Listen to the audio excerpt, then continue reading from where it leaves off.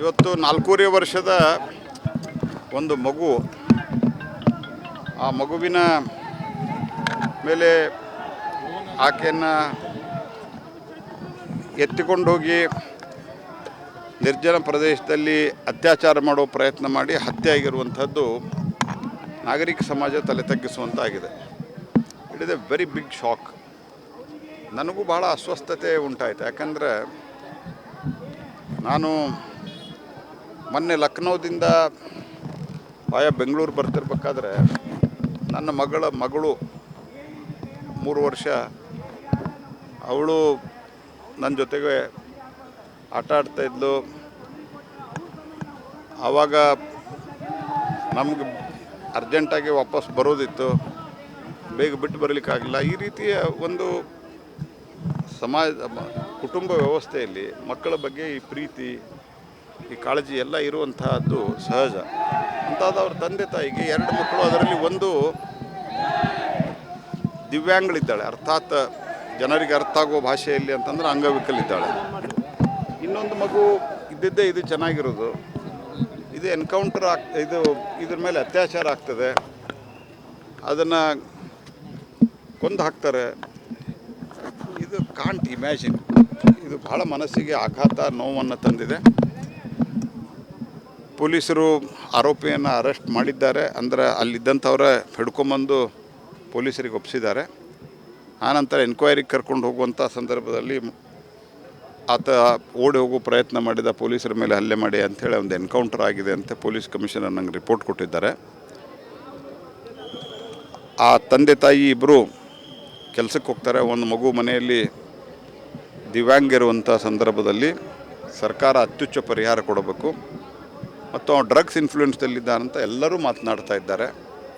ಇದರ ಬಗ್ಗೆ ನಾವು ಹಿಂದೆನೂ ಹೇಳಿದ್ವಿ, ಯಾವುದೇ ಕಾರಣಕ್ಕೆ ಈ ಡ್ರಗ್ ಮೆನೇಸ್ ಏನಿದೆ ವಿಪರೀತ ಹಾವಳಿಯಾಗಿದೆ. ಭಾಳ ಕಡೆ ಇದು ಸಮಸ್ಯೆ ಇದೆ.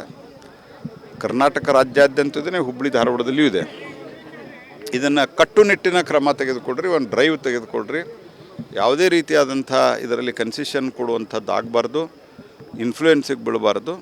ಭಾಳ ಕಟ್ಟುನಿಟ್ಟಿನ ಕ್ರಮ ತೆಗೆದುಕೊಳ್ಬೇಕು. ಮತ್ತು ಯಾವುದೇ ಸಣ್ಣ ಪುಟ್ಟ ಅಪರಾಧ ಆದಾಗೂ ಪೊಲೀಸರು ಮುಂಜಾಗ್ರತೆ ಕ್ರಮ ತೆಗೆದುಕೊಂಡು ಕಟ್ಟುನಿಟ್ಟಾಗಿ ವರ್ತಿಸಿದರೆ ಅಪರಾಧಿಗಳಿಗೆ ಭಯ ಇರ್ತದೆ ಅನ್ನೋ ಸಲಹೆಯನ್ನು ನಾನು ಕೊಟ್ಟಿದ್ದೆ. ನಾನು ಹೇಳೋದು, ಸರ್ಕಾರದ ಇಮ್ಮಿಡಿಯೇಟಾಗಿ ಆ ರೀತಿ ನನ್ನ ಜವಾಬ್ದಾರಿ ಜಾಗದಲ್ಲಿದ್ದು ನಾನು ಇಷ್ಟೇ ಹೇಳೋದು, ಡ್ರಗ್ಸ್ ಏನು ನಡೀತಾ ಇದೆ ಮೆನೇಸು, ಅದರಲ್ಲಿ ಸರ್ಕಾರದ ವೈಫಲ್ಯ ಇದೆ. ಆದರೆ ಈ ಘಟನೆಯಲ್ಲಿ ಸರ್ಕಾರದ ವೈಫಲ್ಯ ಅನ್ನೋದಕ್ಕಿಂತ ಡ್ರಗ್ ಮೆನೇಸ್ ಕಮ್ಮಿ ಮಾಡಿದರೆ ಈ ಥರದ ಘಟನೆಗಳು, ಇದು ಡ್ರಗ್ ಕಾರಣದಿಂದ ಆಗಿದೆ. ಇದು ನನ್ನ ಹತ್ತಿರ as on date scientific evidence ಇಲ್ಲ. ಹೇಳೋರು ಎಲ್ಲರೂ ಹೇಳ್ತಾ ಇದ್ದಾರೆ. ವಿಡಿಯೋ ಕ್ಲಿಪ್ಪಿಂಗ್ ನೋಡಿದಂಥವರು, ಆತ ಹೋಗೋ ಸ್ಟೈಲ್ ಅದನ್ನು ನೋಡಿದರೆ ಆತ ಡ್ರಗ್ ಇನ್ಫ್ಲೂಯೆನ್ಸ್ದಲ್ಲಿ ಇದ್ದ ಅಂಥೇಳಿ, ಗಾಂಜಾ ಇನ್ಫ್ಲೂಯೆನ್ಸ್ದಲ್ಲಿ ಇದ್ದ ಅಂಥೇಳಿ ಮಾತನಾಡ್ತಾರೆ. ಈ ಮಾತನಾಡೋದ್ರ ಆಧಾರದ ಮೇಲೆ ಆದರೆ ಓವರಾಲ್ ವಿಪರೀತ ಡ್ರಗ್ಸ್ದ ಹಾವಳಿ ನಮ್ಮ ಹುಬ್ಬಳ್ಳಿ ಧಾರವಾಡದಲ್ಲಿಯೂ ಇದೆ. ಹಾಗಾಗಿ ಇದನ್ನು ಪೊಲೀಸರು, ರಾಜ್ಯ ಸರ್ಕಾರ ಗಂಭೀರವಾಗಿ ಪರಿಗಣಿಸಬೇಕು. ಪೊಲೀಸರು ಕೈಗೊಂಡಿರುವಂಥ ನಿರ್ಧಾರ ಅಂದರೆ ಏನು ಅಲ್ಲ ನೋಡಿ, ಮೊದಲಿದ್ದಾಗಿ ಆತ ಓಡಿ ಹೋಗ್ಲಿಕ್ಕೆ ಪ್ರಯತ್ನ ಮಾಡಿದ್ದಾನೆ ಅಂತೇನು ಹೇಳಿದ್ದಾರೆ. ಇಷ್ಟೆಲ್ಲ ಅಪರಾಧ ಮಾಡಿದ ನಂತರ ಕನಿಷ್ಠ ಪಕ್ಷ ಕಾನೂನಿನ ಒಂದು ವ್ಯವಸ್ಥೆಗೆ ತಲೆಬಾಗಿ ಆತ ನಡ್ಕೊಳ್ಬೇಕಾಗಿತ್ತು. ಆದರೆ ಅವನು ಹಲ್ಲೆ ಮಾಡಿ ಓಡಿ ಹೋಗಲಿಕ್ಕೆ ಹೊರಟಿದ್ದಾನೆ ಅಂತನ್ನುವಂಥದ್ದು ನನಗೆ ರಿಪೋರ್ಟ್ ಕೊಟ್ಟಿದ್ದಾರೆ. ಆ ರಿಪೋರ್ಟಿನ ಆಧಾರದ ಮೇಲೆ ಪೊಲೀಸರಿಗೆ ಏನು ಮಾಡ್ತಾರೆ, ಎನ್ಕೌಂಟರ್ ಮಾಡಲೇಬೇಕು. ಇವತ್ತು 4.5 ವರ್ಷದ ಒಂದು ಮಗು, ಆ ಮಗುವಿನ ಮೇಲೆ ಆಕೆಯನ್ನು ಎತ್ತಿಕೊಂಡು ಹೋಗಿ ನಿರ್ಜನ ಪ್ರದೇಶದಲ್ಲಿ ಅತ್ಯಾಚಾರ ಮಾಡೋ ಪ್ರಯತ್ನ ಮಾಡಿ ಹತ್ಯೆ ಆಗಿರುವಂಥದ್ದು ನಾಗರಿಕ ಸಮಾಜ ತಲೆ ತಗ್ಗಿಸುವಂತಾಗಿದೆ. It is a very big shock. ನನಗೂ ಭಾಳ ಅಸ್ವಸ್ಥತೆ ಉಂಟಾಯಿತು. ಯಾಕಂದರೆ ನಾನು ಮೊನ್ನೆ ಲಕ್ನೋದಿಂದ ಆಯಾ ಬೆಂಗಳೂರು ಬರ್ತಿರ್ಬೇಕಾದ್ರೆ ನನ್ನ ಮಗಳು 3 ವರ್ಷ, ಅವಳು ನನ್ನ ಜೊತೆಗೆ ಆಟ ಆಡ್ತಾಯಿದ್ಲು. ಆವಾಗ ನಮ್ಗೆ ಅರ್ಜೆಂಟಾಗಿ ವಾಪಸ್ ಬರೋದಿತ್ತು, ಬೇಗ ಬಿಟ್ಟು ಬರಲಿಕ್ಕಾಗಲಿಲ್ಲ. ಈ ರೀತಿಯ ಒಂದು ಕುಟುಂಬ ವ್ಯವಸ್ಥೆಯಲ್ಲಿ ಮಕ್ಕಳ ಬಗ್ಗೆ ಈ ಪ್ರೀತಿ ಈ ಕಾಳಜಿ ಎಲ್ಲ ಇರುವಂತಹದ್ದು ಸಹಜ. ಅಂಥದ್ದು ಅವ್ರ ತಂದೆ ತಾಯಿಗೆ 2 ಮಕ್ಕಳು, ಅದರಲ್ಲಿ ಒಂದು ದಿವ್ಯಾಂಗಳಿದ್ದಾಳೆ, ಅರ್ಥಾತ್ ಜನರಿಗೆ ಅರ್ಥ ಆಗೋ ಭಾಷೆಯಲ್ಲಿ ಅಂತಂದ್ರೆ ಅಂಗವಿಕಲಿದ್ದಾಳೆ. ಇನ್ನೊಂದು ಮಗು ಇದ್ದಿದ್ದೇ ಇದು ಚೆನ್ನಾಗಿರೋದು, ಇದು ಎನ್ಕೌಂಟರ್ ಇದ್ರ ಮೇಲೆ ಅತ್ಯಾಚಾರ ಆಗ್ತದೆ, ಅದನ್ನು ಕೊಂದು ಹಾಕ್ತಾರೆ. ಇದು ಕಾಂಟ್ ಇಮ್ಯಾಜಿನ್. ಇದು ಬಹಳ ಮನಸ್ಸಿಗೆ ಆಘಾತ, ನೋವನ್ನು ತಂದಿದೆ.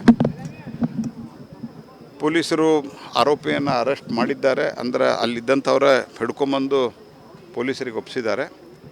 ಆನಂತರ ಎನ್ಕ್ವೈರಿಗೆ ಕರ್ಕೊಂಡು ಹೋಗುವಂಥ ಸಂದರ್ಭದಲ್ಲಿ ಆತ ಓಡಿ ಹೋಗೋ ಪ್ರಯತ್ನ ಮಾಡಿದ, ಪೊಲೀಸರ ಮೇಲೆ ಹಲ್ಲೆ ಮಾಡಿ ಅಂಥೇಳಿ ಒಂದು ಎನ್ಕೌಂಟರ್ ಆಗಿದೆ ಅಂತ ಪೊಲೀಸ್ ಕಮಿಷನರ್ ನಂಗೆ ರಿಪೋರ್ಟ್ ಕೊಟ್ಟಿದ್ದಾರೆ. ಆ ತಂದೆ ತಾಯಿ ಇಬ್ಬರು ಕೆಲಸಕ್ಕೆ ಹೋಗ್ತಾರೆ. ಒಂದು ಮಗು ಮನೆಯಲ್ಲಿ ದಿವ್ಯಾಂಗ ಇರುವಂಥ ಸಂದರ್ಭದಲ್ಲಿ ಸರ್ಕಾರ ಅತ್ಯುಚ್ಚ ಪರಿಹಾರ ಕೊಡಬೇಕು ಮತ್ತು ಅವ್ನು ಡ್ರಗ್ಸ್ ಇನ್ಫ್ಲೂಯೆನ್ಸ್ದಲ್ಲಿದ್ದಾನಂತ ಎಲ್ಲರೂ ಮಾತನಾಡ್ತಾ ಇದ್ದಾರೆ. ಇದರ ಬಗ್ಗೆ ನಾವು ಹಿಂದೆನೂ ಹೇಳಿದ್ವಿ, ಯಾವುದೇ ಕಾರಣಕ್ಕೆ ಈ ಡ್ರಗ್ ಮೆನೇಸ್ ಏನಿದೆ ವಿಪರೀತ ಹಾವಳಿಯಾಗಿದೆ. ಭಾಳ ಕಡೆ ಇದು ಸಮಸ್ಯೆ ಇದೆ. ಕರ್ನಾಟಕ ರಾಜ್ಯಾದ್ಯಂತದೇ, ಹುಬ್ಬಳ್ಳಿ ಧಾರವಾಡದಲ್ಲಿಯೂ ಇದೆ. ಇದನ್ನು ಕಟ್ಟುನಿಟ್ಟಿನ ಕ್ರಮ ತೆಗೆದುಕೊಡ್ರಿ, ಒಂದು ಡ್ರೈವ್ ತೆಗೆದುಕೊಡ್ರಿ. ಯಾವುದೇ ರೀತಿಯಾದಂಥ ಇದರಲ್ಲಿ ಕನ್ಸೆಷನ್ ಕೊಡುವಂಥದ್ದು ಆಗಬಾರ್ದು, ಇನ್ಫ್ಲೂಯೆನ್ಸಿಗೆ ಬೀಳಬಾರ್ದು. ಭಾಳ ಕಟ್ಟುನಿಟ್ಟಿನ ಕ್ರಮ ತೆಗೆದುಕೊಳ್ಬೇಕು ಮತ್ತು ಯಾವುದೇ ಸಣ್ಣ ಪುಟ್ಟ ಅಪರಾಧ ಆದಾಗೂ ಪೊಲೀಸರು ಮುಂಜಾಗ್ರತೆ ಕ್ರಮ ತೆಗೆದುಕೊಂಡು ಕಟ್ಟುನಿಟ್ಟಾಗಿ ವರ್ತಿಸಿದರೆ ಅಪರಾಧಿಗಳಿಗೆ ಭಯ ಇರ್ತದೆ ಅನ್ನೋ ಸಲಹೆಯನ್ನು ನಾನು ಕೊಟ್ಟಿದ್ದೆ.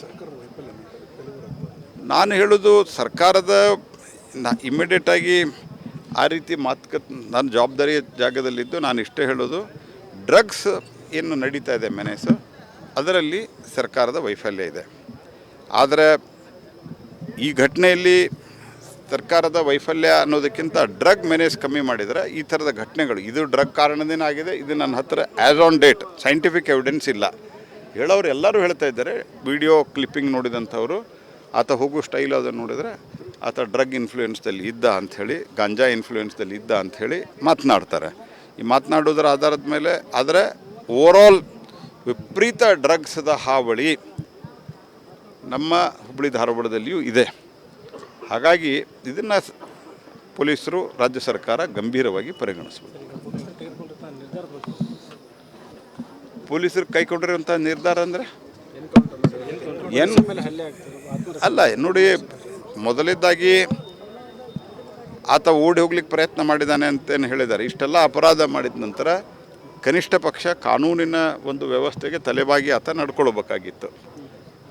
ಆದರೆ ಅವನು ಹಲ್ಲೆ ಮಾಡಿ ಓಡಿ ಹೋಗಲಿಕ್ಕೆ ಹೊರಟಿದ್ದಾನೆ ಅಂತನ್ನುವಂಥದ್ದು ನನಗೆ ರಿಪೋರ್ಟ್ ಕೊಟ್ಟಿದ್ದಾರೆ.